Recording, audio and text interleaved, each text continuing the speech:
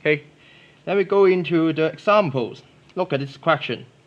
In each of the following function relations, identify the variable, independent variable, and the dependent variable. There are two things that we have to be very serious, which are independent variable and the dependent variable.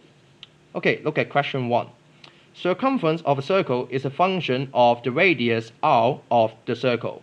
First of all, we have to know some basic information. We're talking about circle.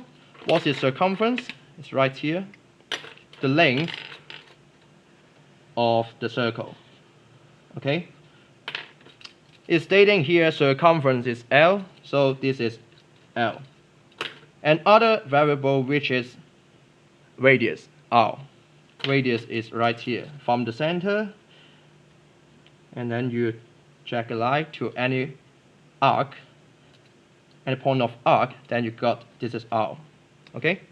So from your knowledge in Form 2, we got the formula circumference, which is L, equal 2 pi R. As we can see, the first variable is stating here, and other one stating here. 2 and pi are just value, they are just number, so we can ignore it. Okay, go back to the question. L is a function of, highlight right here, R of the circle. Okay, so we all know that when the radius is actually longer, let's imagine how is the length? How is the circumference? It becomes a larger circle, right? This means the R is actually affecting the circumference. So we will call R as the independent variable. Just write down the short form right here, independent variable. And then L, it is conversely dependent variable. All right, now we can fill in our answer.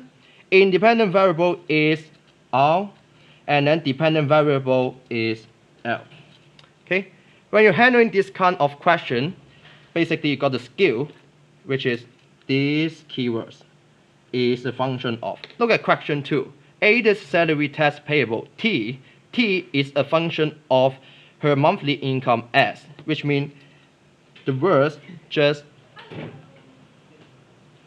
high. The word is a function of is independent variable. Okay, and then the former one is dependent variable. We can actually apply this to various cases. So it's easy got answer. Independent variable this time is S.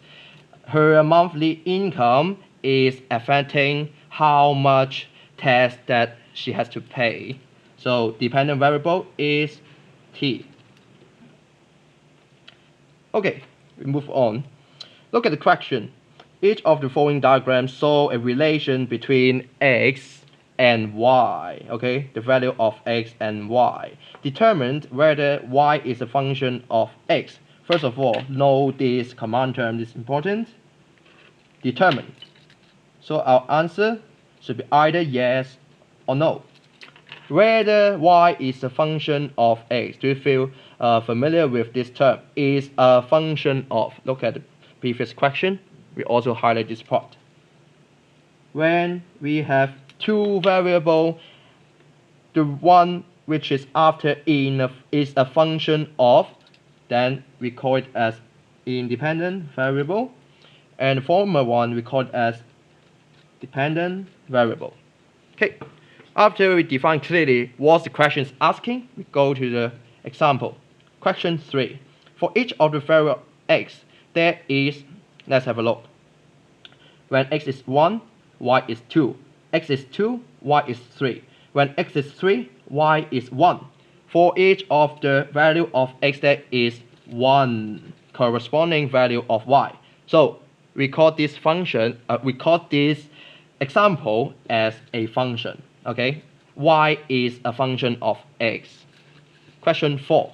We face different scenario right here. You can see when x is 2, it doesn't link to any value of y. That's why we can say that when x is 2, there is no corresponding value of y. So we can conclude this is actually not a function of x. Got it? Now we move to question 5, last example. When we have two values of x equal 1, then y is 1. When x equal 2, we have multi-answer, multi-values for y. Basically, y equal 2 or 3. So we can have based on our observation, we can get this conclusion. When x equal 2, there is more than 1, okay? Not just 1, because we have y equal 2 and 3, corresponding value of y. That's why y is not a function of x.